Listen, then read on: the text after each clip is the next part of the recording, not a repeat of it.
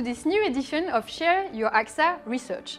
I am Elodie Chabrol and I'm really happy today to welcome 9 AXA Fellows in the room and 6 online. Following an online media training, they will pitch their research in 3 minutes in front of the AXA Scientific Board and our guests from UNESCO IRC and AXA. 8 scientists from the latest AXA Research Fund Call for Project on Health Impact of Climate Change will talk. 3 of them will be remote. Then we will take the time for a few questions at the end of the last presentation. Then we will move to the presentation of the 7 fellows of the joint AXA UNESCO Fellowship that were selected in 2022 to address the issues of coastal livelihoods, preservation and resilience. 3 of them will be remote. Now let's give a warm welcome to our new fellows and hear from projects that will help us understand the risk caused by climate change to our health and how we can better manage them. Beatrice Cantoni is opening the session. She will talk about the impact of climate on water, but not only on water quality. Beatrice, the mic is yours. Thank you.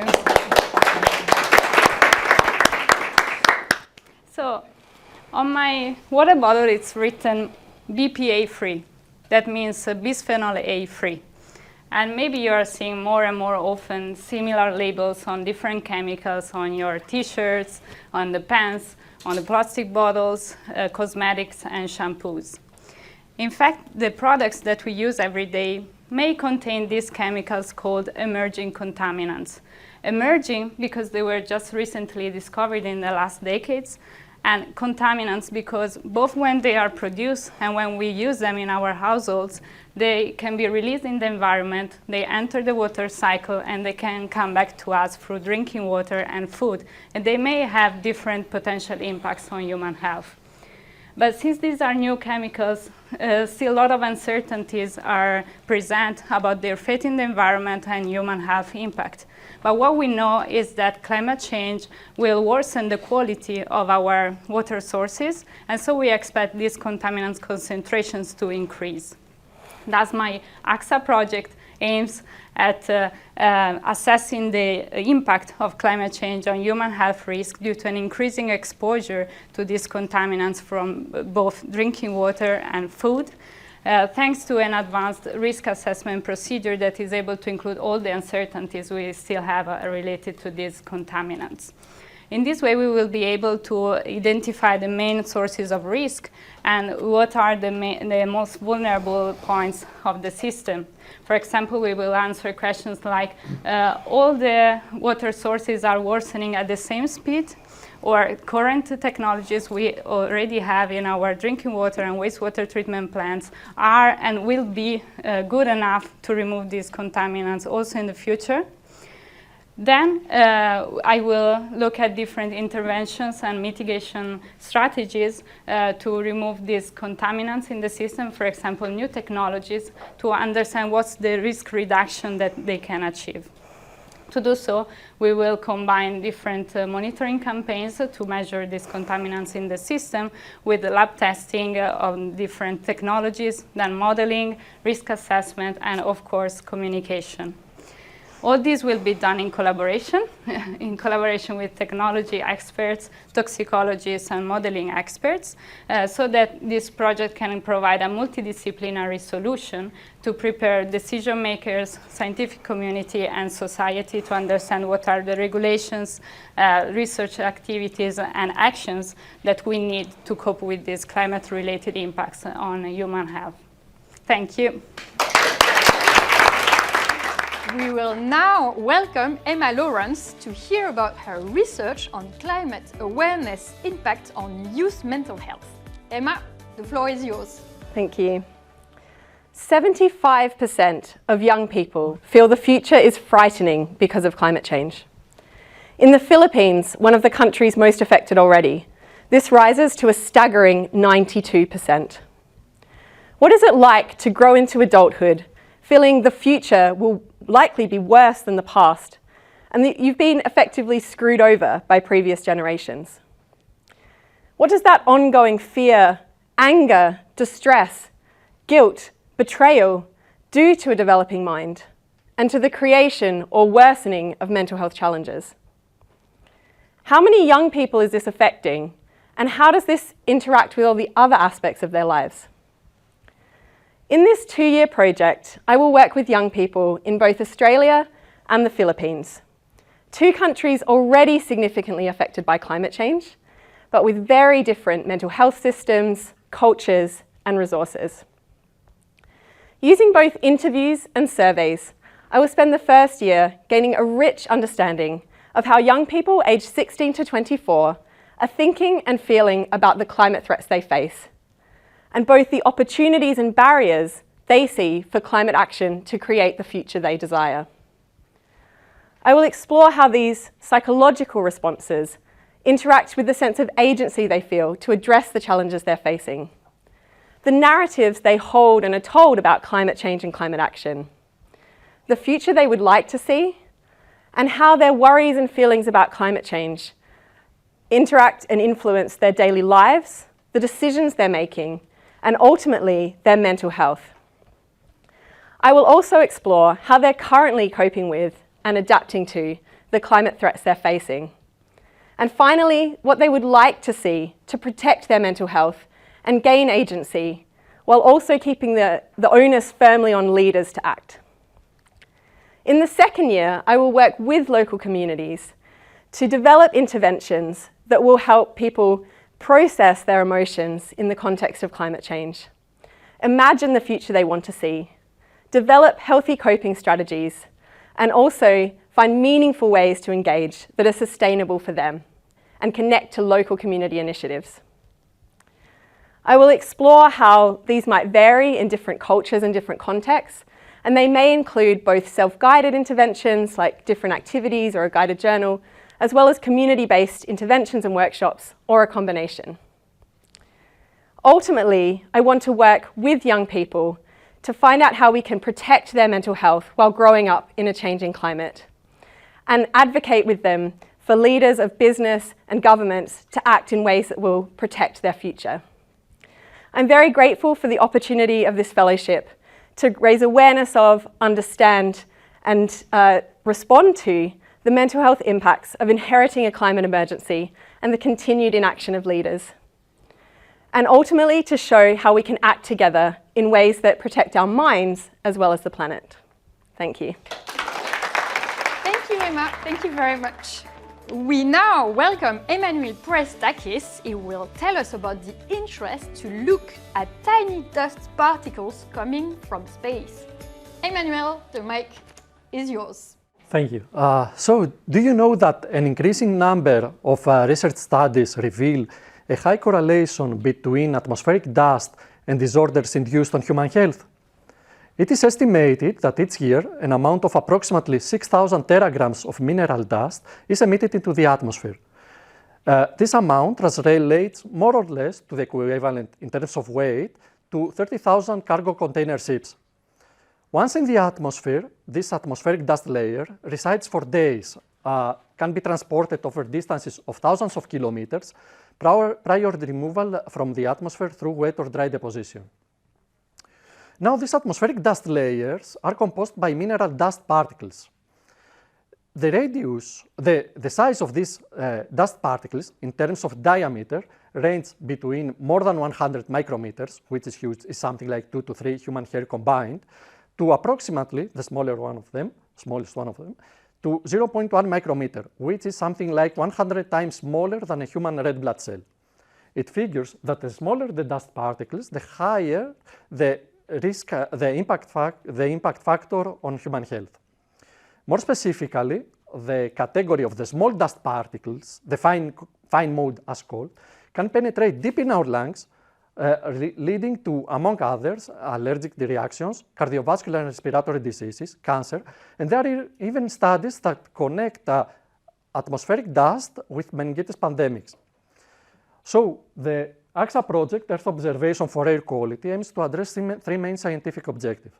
First of all, to quantify the fine mode of dust, which is the inhalable component of dust that resides within the planetary boundary layer, which is the atmospheric layer close to the Earth's surface. The second objective is to quantify the extent of change of the fine mode of dust within the planetary boundary layer during the past 2 decades over areas densely populated and megacities, but also try to determine the areas where it is foreseen within the next few years to exceed World Health Organization air quality guidelines in terms of concentration. And the final objective is to try to address the question whether, and if the answer is positive, to what extent it is possible to, through satellite-based Earth observation, to increase our understanding capacity of meningitis through study cases of outbreaks in the Sahel as reported by the World Health Organization. Thank you. Thank you, Emmanouil. We will now welcome Lareb Dean. She will tell us about her research on the health impact of climate change-induced pollution. Lareb? Over 7 million people die every year annually prematurely from breathing air pollution. And we can't even quantify the additional annual deaths from exposure to extreme weather events associated with climate change.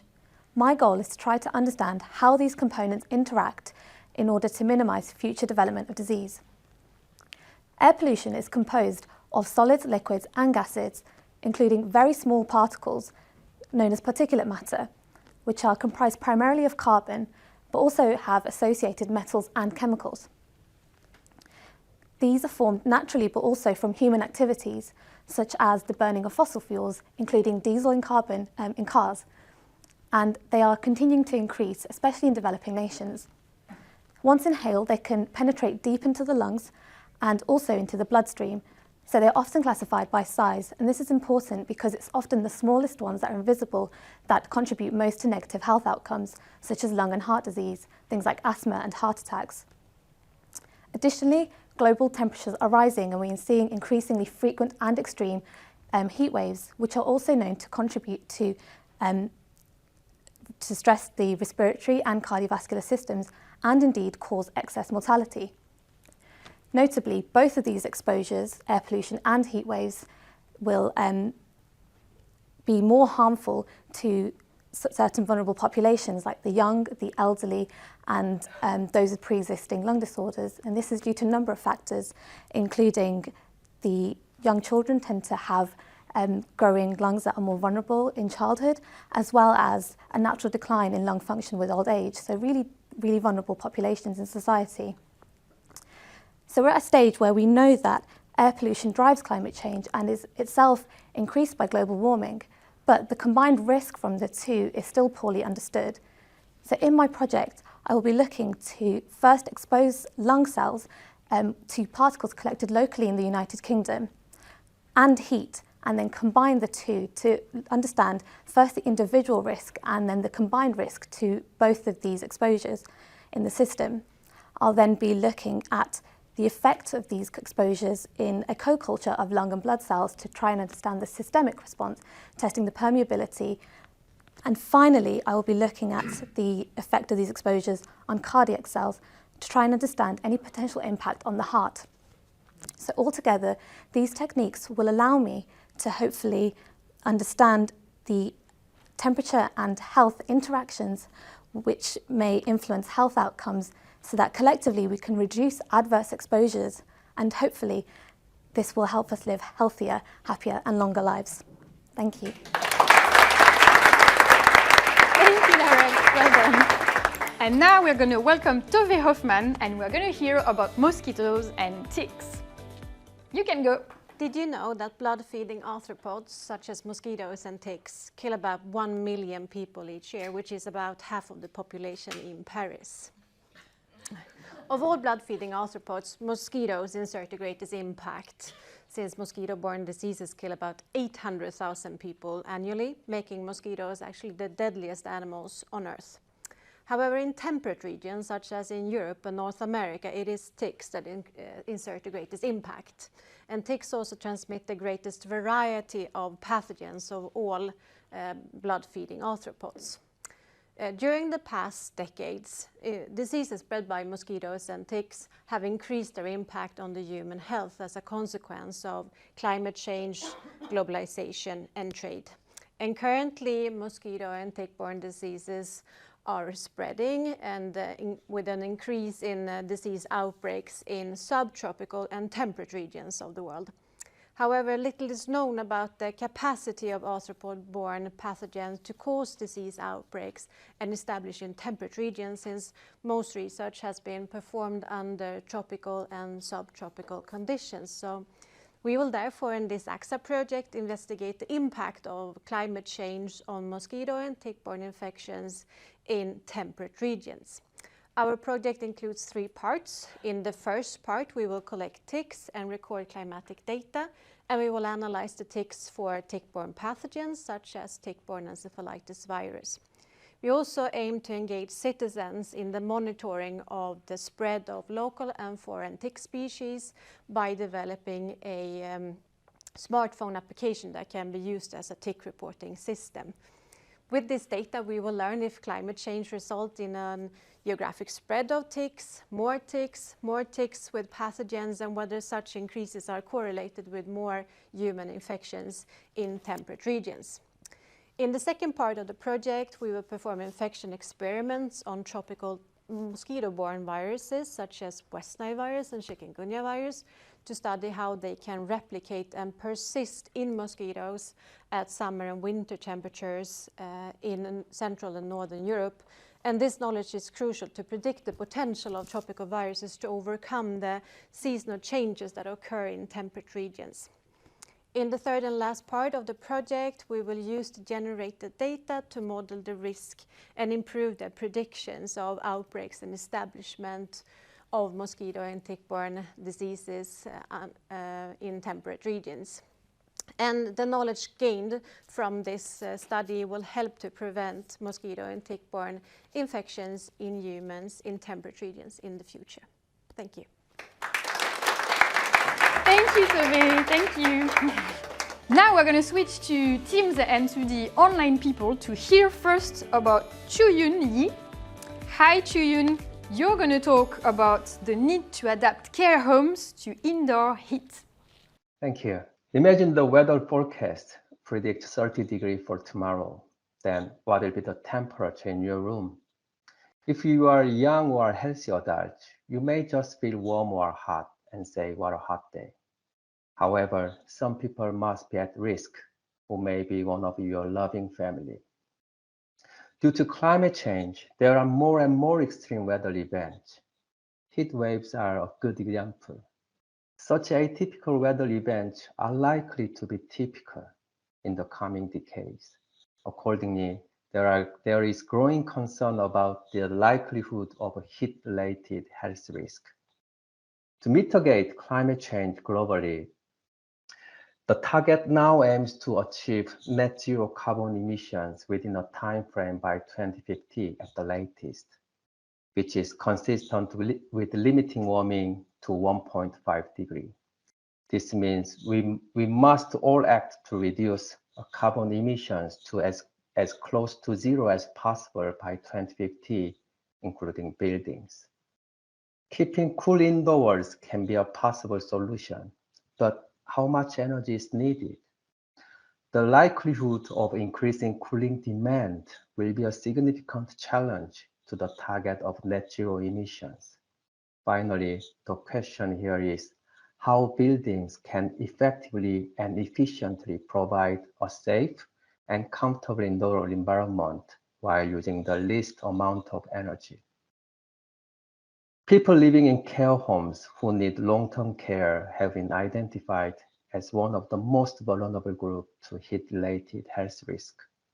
Urgently looking at those populations, this AXA Fellowship aims to renovate care homes fit for the future. This requires a better understanding of on-site energy flow pathways from the surrounding environment to the people inside. To this end, we'll develop a bottom-up care home stock energy modeling framework at city to regional scale, accounting for local diversity of urban microclimates and population characteristics. This will allow us to identify where people are at risk under current and future climates and to develop environmental design interventions to mitigate indoor heat risk while achieving net zero by 2050. The modeling framework will be dynamic to capture the ongoing changes that occur in care home stock and open source to support its application to different regional contexts, leading to uncovering regional differences in heat exposure, vulnerability, and responses. Indoor heat risk is preventable. Thank you. Thank you. We're gonna now travel to Australia to welcome Melanie Lowe, and she's gonna talk about research on city planning indicator. Melanie, you hear us? You're good? You're good to go. Will your city be a healthy place to live as the climate changes? What about your local neighbourhood? Over half the world's population now live in urban areas, and cities are more exposed to climate change risks, such as flooding, heat waves, and air pollution. Climate resilient cities are made up of healthy neighbourhoods that can survive, adapt, and importantly, thrive in the face of climate-related hazards. Within and between cities, there can be stark differences in exposure to climate health risks, and there's many examples of this globally. 3 cities that I'm researching are shown here on the slide. Chennai in India at the top left, where air pollution is worsening. Mexico City at the bottom left, where we see marked differences in the amount of greenery between neighbouring areas. And on the right, my home city of Melbourne in Australia, where recent major flooding has shown that urban development has been allowed in high-risk flood-prone areas. Indicators can provide city planners with much needed information about the extent to which policies and built environments support healthy, resilient cities and to monitor progress over time. So, this research aims to develop and test indicators of city resilience to inform planning that reduces the health impacts of climate change. I'll create indicators of a range of factors, for example, disaster risk, green areas of the city, urban biodiversity, sustainable transport, land use diversity, and air quality. Policy indicators will identify whether cities have the right transport, housing, and urban design policies in place to support climate resilience. Using open data, I will also measure and map built environment features on the ground to unmask spatial disparities between cities and within cities. These comparisons at the citywide and neighbourhood scales will help decision makers to target interventions in areas that need it most. I'll test the indicators by calculating them for diverse cities internationally. City scorecards for each city will be shared widely via the Global Observatory of Healthy and Sustainable Cities, which I currently co-lead. The indicators will become part of the Global Observatory's 1000 Cities Challenge, supporting any city in the world to assess their climate resilience. In this way, the project aims to generate evidence and indicators that will help ensure that, in the face of climate change, all cities are healthy places for all urban residents. Thank you. Thank you, Melanie. Thank you very much. And now it's time for the last one of the first part. We're going to hear Tamara Szentivanyi from Hungary, and she's going to talk about climate change and birds-induced disease. Tamara, you're good to go. Many of us have met the definition of One Health. One Health is a unifying approach aiming to sustainably balance and optimize the health of people, animals, and ecosystem, and is threatened by multiple factors, such as climate change, which is one of our greatest challenges in the current and coming decades. Within animal health, avian health, which faces conservation issues due to diseases, and human health, which may be vulnerable due to diseases transmitted by animals. Several vector-borne pathogens may be transmitted to animals and to humans. For example, arboviruses, which are viral diseases that are transmitted by arthropods such as mosquitoes. Several arboviruses are well known, such as Zika virus, dengue virus, and West Nile virus. They manifest in a variety of symptoms from mild to severe in humans. So why using birds to study these diseases? First, some arboviruses are commonly found in birds in all corners of the world with high diversity. Also, birds are ecologically and species diverse and are strongly impacted by climate change. My work focuses on understanding several aspects of this research field using field-collected data and literature data. First, I aim to understand how climate change vulnerability of different species affect the occurrence of arboviruses in them. Also, I am interested in understanding how does the migratory behavior impact the origin and occurrence of these diseases. Lastly, I aim to evaluate the reservoir competence of different bird species, meaning that which birds are able to host more pathogens. My fieldwork will take place in Hungary, which is a major bird migratory site, hosting about 400 bird species representing about 43% of the European fauna. I will also use published data to cover other European species and to gather a more representative dataset. So overall, why is it important on a bigger scale? First, we lack of data about these emerging diseases and therefore we need more surveillance. Also, using this information, we can better recognize disease emergence patterns and predict potential threats to human and to animal populations. Lastly, using this knowledge, we can predict and potentially prevent future outbreaks, helping the current and upcoming generations. Thank you. I now invite the fellows from the joint AXA UNESCO Fellowship on Coastal Livelihood to join us over there. I invite first AndreaFicchì, and he's going to tell us about a new approach to protect population from flood risk using machine learning. You can go, Andrea. About 2 billion people around the world are at risk of flooding. This estimate includes people living in coastal areas, in river floodplains, in locations that are estimated to experience some level of inundation during extreme flood events that can pose a significant risk to lives and livelihoods. The majority of these people live in low and middle income countries where the most severe impacts are experienced, also affecting poverty and development. And here you can see an example from a flood event of how bad these events can be. For an event that happened in 2019 in Mozambique and Southern Africa, brought by tropical cyclone Idai, which left more than 2 million people in need of humanitarian assistance, also causing more than 1,000 fatalities across different countries. And you can see on the left an image showing the extent of the flooded areas in red, which covered an area of the size of the country of Luxembourg. And on the right, you can see the impacts on the ground from a picture from one of the towns in Mozambique that were completely flooded.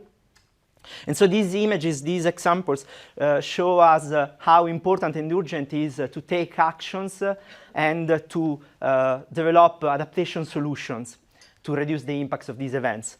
My AXA Research Fellowship project aims to support decision-making to increase the resilience of coastal livelihoods and communities by improving flood predictions and models that provide predictions and projections of extreme rainfall, coastal floods, river floods, and by improving them for decision making. And the first, we will evaluate the existing climate services and flood services, and we will do this by comparing them with observations from multiple sources, including satellite data, local impact, and river flows and sea level data. And second, we will improve these datasets using machine learning techniques that can learn directly from the data how to improve and correct the data, and especially focusing also on the compound effects of coastal floods and river floods. And we will tailor and customize these improvements to the needs of decision makers, focusing on two main applications: humanitarians for early action and insurance, especially for crop flood-related insurance. And we will gather information through surveys and interviews so that we can drive our machine algorithms to improve the data sets in a way that is relevant for action and can support better decisions. By doing this, alongside other research initiatives we will collaborate also with, we hope to contribute to reducing the impacts of these events and bring us one step closer to never seeing such devastating impacts ever again. Thank you, Andrea. Thank you very much. We're going to now welcome Marina, Sanz, Martín, and we're going to focus on marine protected areas and fishes.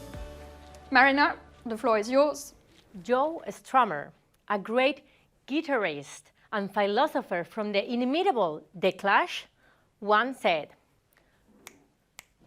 "Should I stay or should I go?" This is a critical question in the context of climate change. There are many species moving towards the poles and also towards greater depths. Many fisheries are navigating farther distances and setting their nets at greater depths. What is happening at regional scale? What's happening in the Mediterranean Sea? Species cannot go farther north, and they are stuck. One key international tool are marine protected areas. In some of these areas, fishing is forbidden. They are called marine restricted areas. However, none of them are designed with climate change in mind. Can you believe it?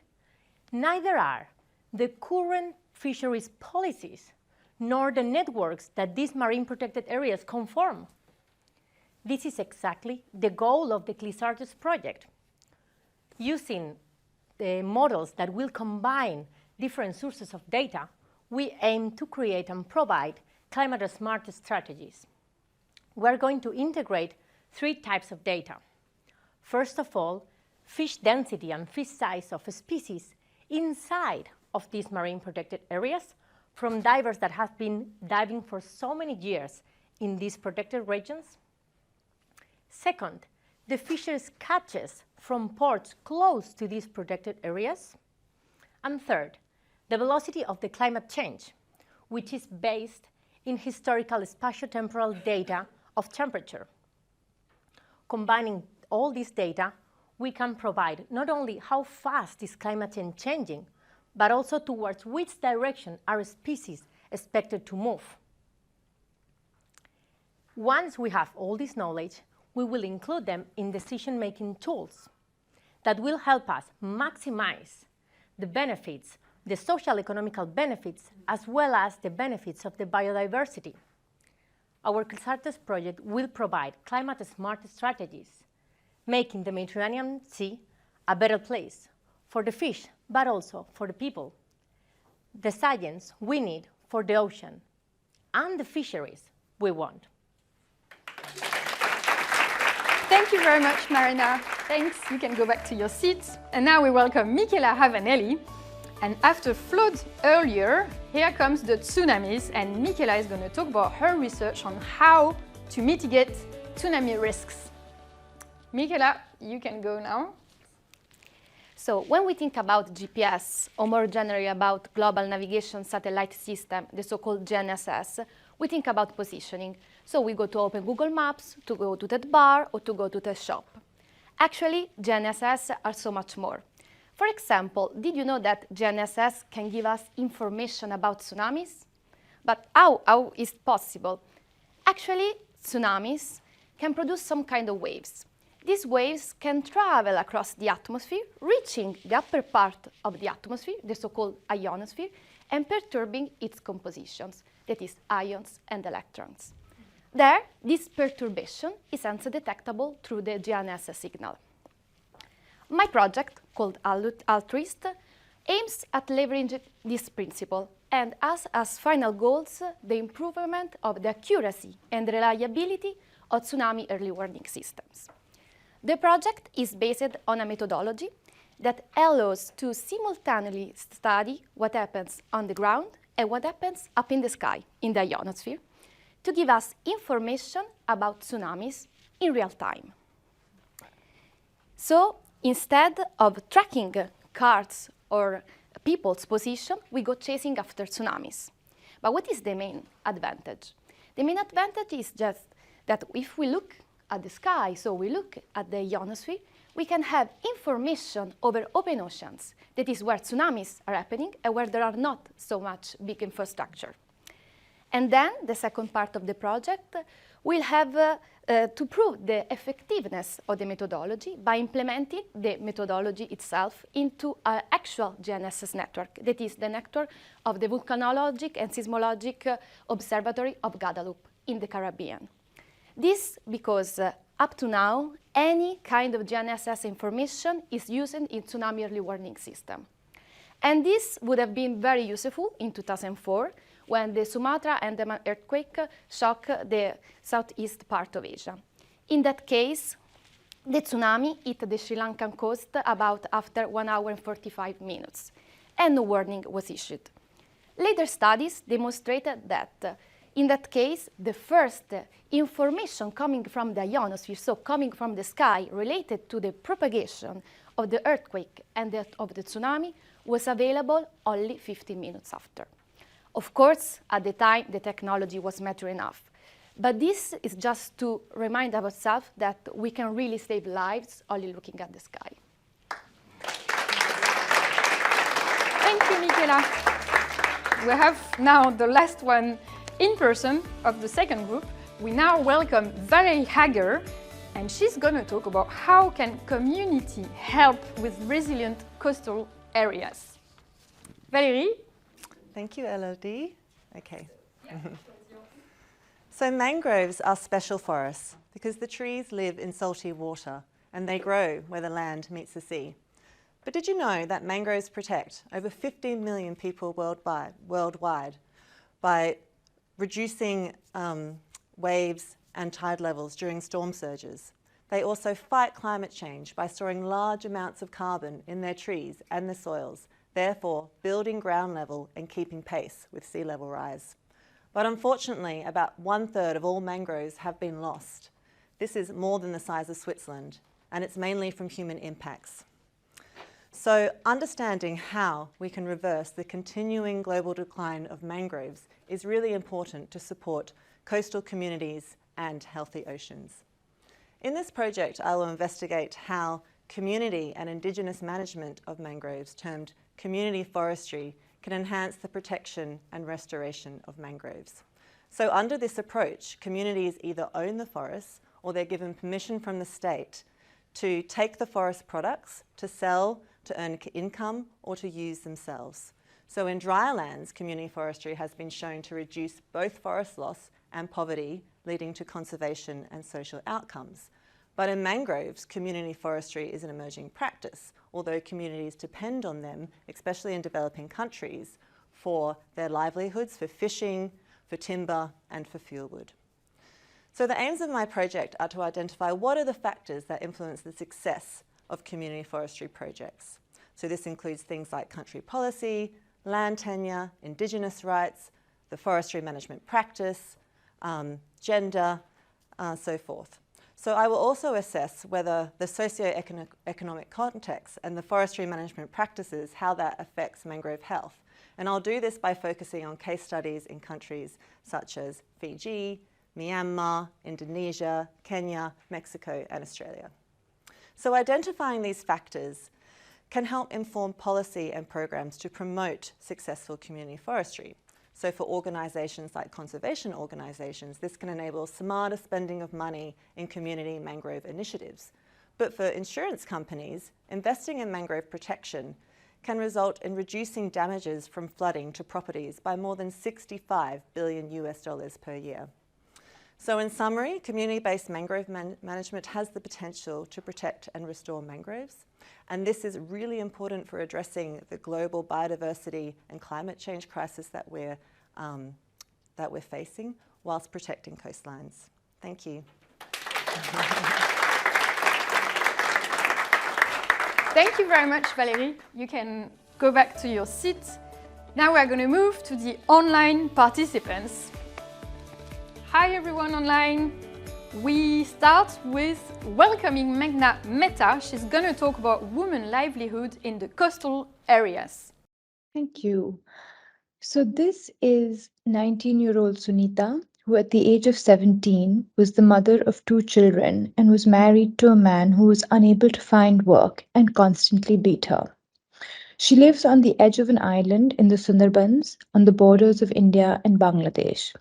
The Sundarbans are the last remaining largest mangrove forest in the world, home to Bengal tigers. Alongside being a biodiversity hotspot, the region is endemic to cyclones, storm surges, and saline water floods. As a result of climate change, the intensity of floods and cyclones are predicted to increase in the years ahead. Climate change is a global challenge that affects all of us, but it does not affect us all equally. Building on 7 years of research in the disaster-prone coastlines of the Bengal Delta, home to 7.2 million people, my research aims to understand how women like Sunita understand their own risks and vulnerabilities. Let me tell you a little bit more about Sunita. Sunita's husband suffers from an undiagnosed mental illness. He was hard of hearing and had a speech impairment that was often made fun of by other villagers. The one person he could wield his power over was the only person weaker than him, his wife. When the beatings get really bad, as was the case when she was pregnant with her second child, Sunita runs away, sometimes to the house of her parents, sometimes to neighboring small towns to do construction work.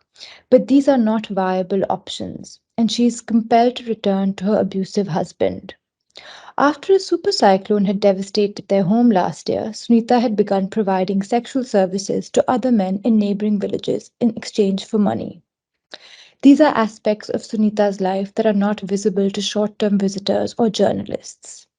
This is where I come in. Trained as a social anthropologist, I have already worked in the Sundarbans for 7 years and have built trust with communities who live there, with local NGOs and government bodies. Just in the past few years, it is estimated that over 500,000 women and girls put their bodies at risk in these vulnerable coastlines. My intention is to understand the situation of women like Sunita more holistically. Her running away from her village, her attempts to migrate out of the village, and her taking on risky livelihoods are not induced solely by climate change. Climate change has to be understood alongside long-term pre-existing vulnerabilities.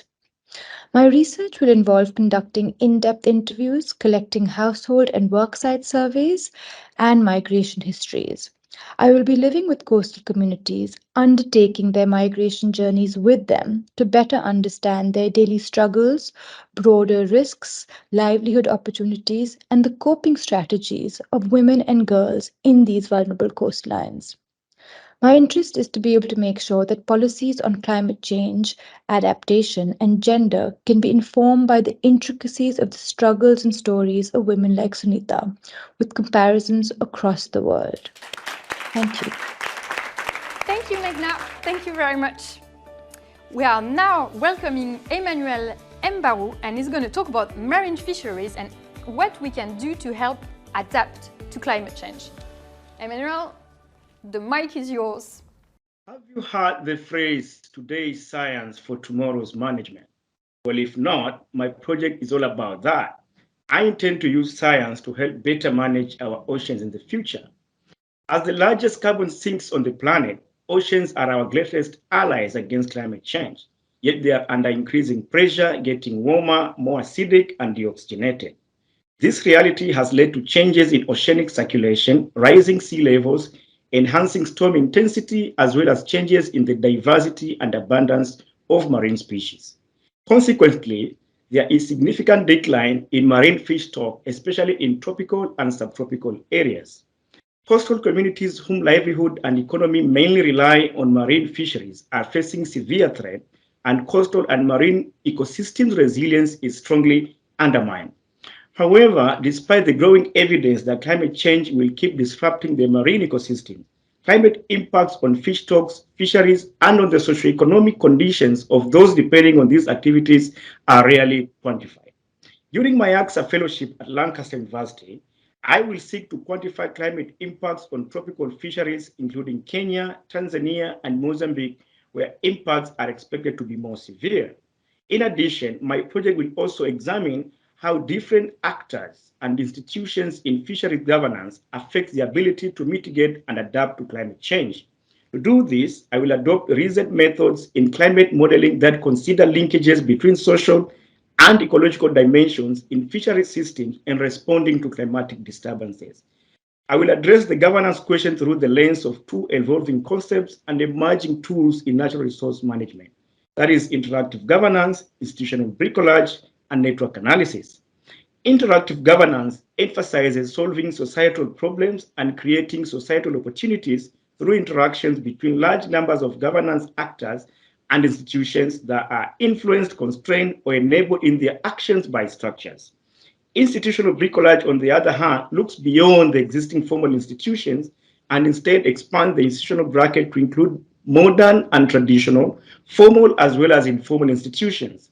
Taken together, my project will help develop realistic fisheries management reforms that can help mitigate climate impacts within the Western Indian Ocean and beyond. Thank you. Thank you very much, Emmanouil. And now it's the turn of the very last one of the fellows. That went pretty fast, didn't it? We're welcoming Namaka Okeke Ogbuafor, and she's going to talk about in many coastal areas, local communities are suffering from decreasing fish stocks due to climate change. So Namaka will tell us how to deal with it.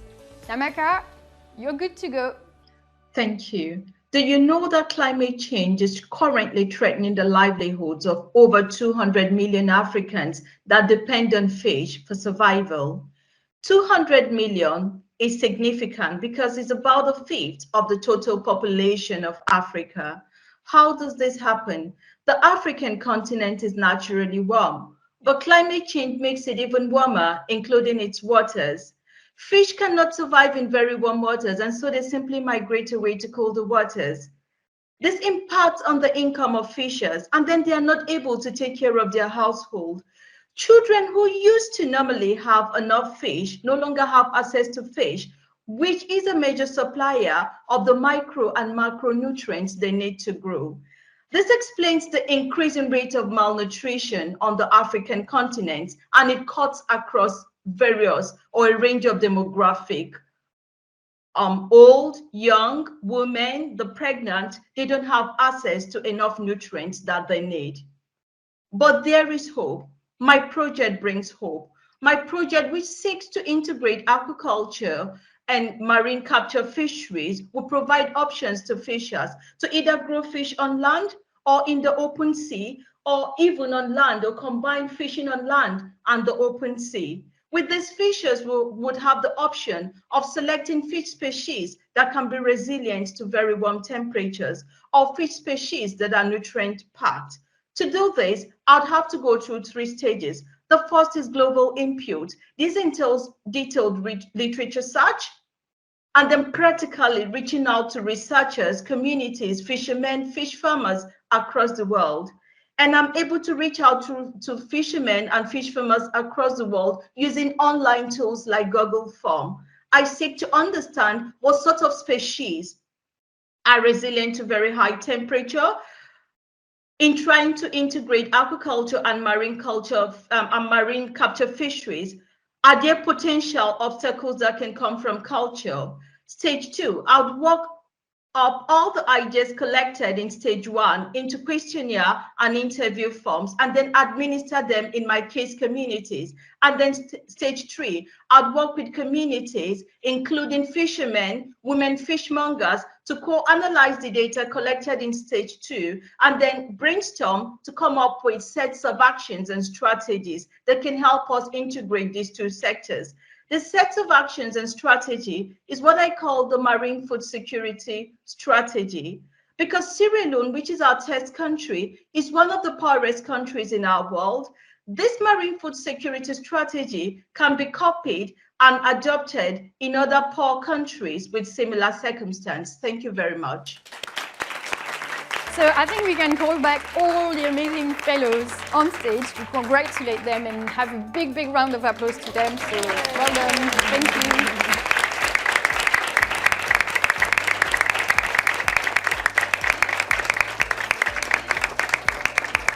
Congrats to all those AXA Fellows scientists from different fields and different countries that talked about their projects today. It's really a big challenge and they managed it really, really well.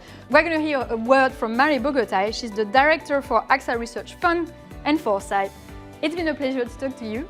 Mary? Congratulations. I was sitting next to Raja, as we're looking at you exposing the problems one by one, 15 of these huge issues, in the room, we're getting quite depressed. And then you gave us hope. And I think one of the last presentations said that word, hope. And I just wanted to say huge thanks to you for everything you're doing right now. That is what you represent, hope, especially in your generation of researchers. It makes us really proud at the AXA Research Fund to be doing what we're doing. And maybe some of you still have a doubt about, why would an insurance company be doing this? So as you know, we look at risk, that's our work, that's our job. And we believe at AXA that science is the answer to better understanding and mitigating that risk. And that's why this AXA Research Fund initiative was launched 15 years ago and is still here today. And we're very, very proud to be supporting you today. AXA also defined its purpose 3 years ago now, and that is acting for human progress by protecting what matters. And all of you in the room today really impersonate that progress. So I just wanted to thank you very much and wish you lots of success in your future endeavors. Thank you very much.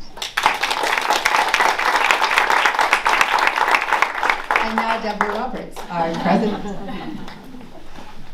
So thank you very much. I'm deeply passionate about science, but the one thing that I'm more passionate about is 80s music. So if the question is, should I stay or should I go? The Clash actually has an answer for us. If I go, there will be trouble. But if I stay, there will be double. So what is the meaning of this for you? I think what it indicates is that we live in a very challenging world, and you're clearly owning that. You're not looking at the world through rose-tinted glasses. You're owning that reality. You're acknowledging that if you leave that reality and don't deal with those challenges, we've got serious trouble. So you've been brave. You've stepped up to the mark. You've also acknowledged that we've got to change the status quo, because if I stay and maintain the status quo, we're not going to perform the kind of revolution at a societal level that leaves no person and no place behind. So, in fact, Marie, while I agree with you around most things, the most important person in the room is not me. The most important people in the room are you, because you're seeing the world for what it is. You're seeing the challenges out there. You're taking your skills and you're owning the responsibility of using those skills in a way that's going to improve the planetary system, that's going to improve people's lives, that's going to ensure that we have planetary health available, not only to our generation, to the next. And so really you are our hope. And I can remember reading all of your proposals, and we've debated your proposals at length. You are the best of the best. And therefore you have this enormous responsibility to undertake this really important work. And what I heard today were various chords of a song, but it's only a song that makes sense if all of you are putting these pieces together. There are links between everything that you're doing. Your work tells a story, and it's that greater story that really has the hope of the future. So congratulations to you. Continue to be brave. The road ahead is challenging. Don't stand away. Know that you've got to make a change, and when in doubt, listen to 80s music.